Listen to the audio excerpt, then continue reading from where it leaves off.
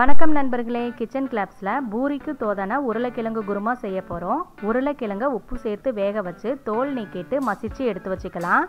அடுப்பை ஆன் பண்ணி அதில் கடாய் வச்சுட்டு 3 டேபிள் ஸ்பூன் அளவுக்கு எண்ணெய் சேர்த்திட்டு எண்ணெய் காஞ்சதும் 1 டீஸ்பூன் கடுகு, சின்ன பட்டை, 2 கிராம்பு, 2 டேபிள் ஸ்பூன் கடலைப்பருப்பு, 1 டேபிள் ஸ்பூன் உளுத்தம்பருப்பு சேர்த்து நல்லா வறுத்துக்கலாம்.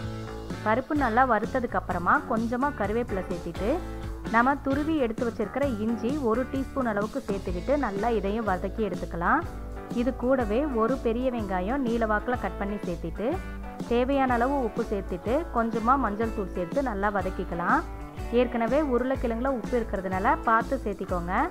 5 பல்லு பூண்டு இதில் நறுக்கி சேர்த்திட்டு 2 தக்காளி நறுக்கியது போட்டுட்டு 1 டீஸ்பூன் அளவுக்கு மட்டும் மிளகாய் தூள் சேர்த்து நல்லா வதக்கிக்கலாம். இப்போ இது நல்லா வதங்கினதுக்கு அப்புறமா நம்ம மசிச்சு வச்சிருக்கிற உருளைக்கிழங்கை சேர்த்து நல்லா வதக்கி விட்டுட்டு 2 டேபிள் ஸ்பூன் கடலை மாவு, 1/2 டீஸ்பூன் மஞ்சள் தூள், தேவையான அளவு தண்ணி விட்டு கரைச்சி எடுத்துக்கலாம்.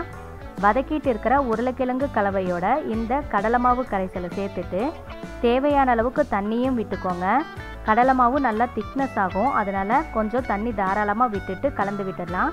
ஒரு கொதி வந்ததும் வாசனைக்காக 3 பச்சை மிளகாய் கீரி சேர்த்துட்டு தேவையான அளவுக்கு கருவேப்பிலை சேர்த்து பச்சை வாசம் போக நல்லா கொதித்து வந்ததுக்கப்புறமா நம்மளோட சுவையான பூரிக்கு தோதான உருளைக்கிழங்கு குருமா ரெடி ஆயிடுச்சு. நீங்களும் இதே மாதிரி செஞ்சு பாருங்கள். திரும்பவும் நாம் இன்னொரு ரெசிபியில் சந்திக்கலாம். நன்றி.